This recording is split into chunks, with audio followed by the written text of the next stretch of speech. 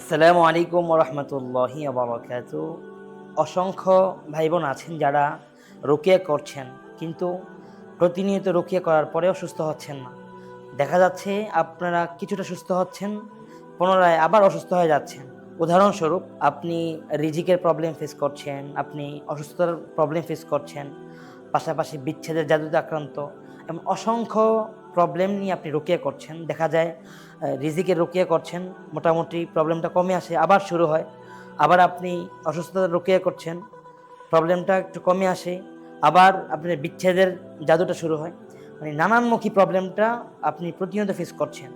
তো আমি আপনাকে বলব, যদি এই ধরনের প্রবলেম ফেস করে থাকেন তাহলে রুকিয়ার প্রতি আরেকটু মনোযোগী হন। এটা কীভাবে হবেন? সেটা হচ্ছে যে প্রতিদিন আপনি যখন সূরা বাকারা তিলাওয়াত করবেন, তিলাওয়াতের আগে আপনি নোটিস করেন যে কি জাদু আপনি ফেস করছেন এবং শারীরিকভাবে, মানসিকভাবে কি সমস্যা আপনি ফেস করছেন নোটিস করেন। উদাহরণস্বরূপ, আপনার রিজিক বন্ধের জাদু, বিয়ে বন্ধের জাদু, সন্তান না হওয়ার জাদু, বিচ্ছেদের জাদু, অথবা সম্মান নষ্টের জাদু, এই টাইপের যত প্রকারের জাদু আছে সবগুলো জাদুকে আপনি নোটিস করেন। পাশাপাশি শারীরিক প্রবলেম, মানসিক প্রবলেম, পারিবারিক প্রবলেম, সামাজিক প্রবলেম, যতগুলো প্রবলেম আছে সেগুলোকে নোটিস করেন।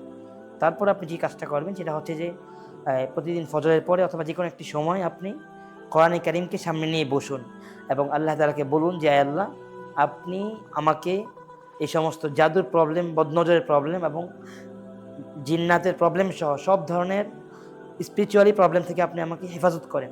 তারপর একটু আগে যে আপনি নোটিস করেছেন, সেই নোটিস অনুযায়ী এই ধরনের আপনি ১ মিনিট বলবেন যে, আল্লাহ, বিকেন্দ্রিক যত বিকেন্দ্রিক যত ধরনের জাদু আছে, বিকেন্দ্রিক যত প্রকারের বদনজর আছে, আল্লাহ, আপনি সব ধরনের জাদু বদনজরকে নষ্ট করে দিন। এভাবে রিজিক কেন্দ্রিক যত প্রকারের জাদু বদনজর আছে আপনি নষ্ট করে দিন। এভাবে প্রত্যেকটাকে আপনি বাংলায় বারবার রিপিট করতে থাকবেন।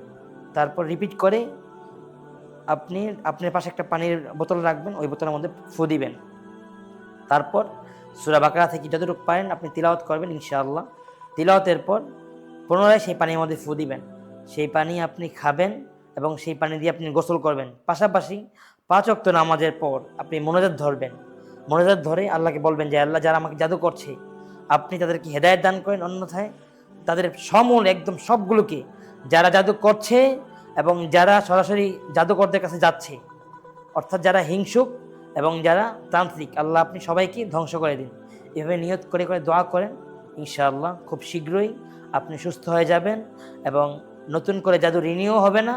পাশাপাশি যারা জাদু করছে এবং যারা আপনাকে হিংসা করছে, ইনশাআল্লাহ হয়তো সবাই হেদায়েত পেয়ে যাবে, অথবা আল্লাহ তাআলা তাদের অবস্থা এমন করবে যে তারা আর মাথা উঠাতেও ইনশাআল্লাহ সক্ষম হবে না। আল্লাহ তাআলা আমাদেরকে আমল করার তৌফিক দান করুক। আসসালামু আলাইকুম ওয়া রাহমাতুল্লাহি ওয়া বারাকাতুহু।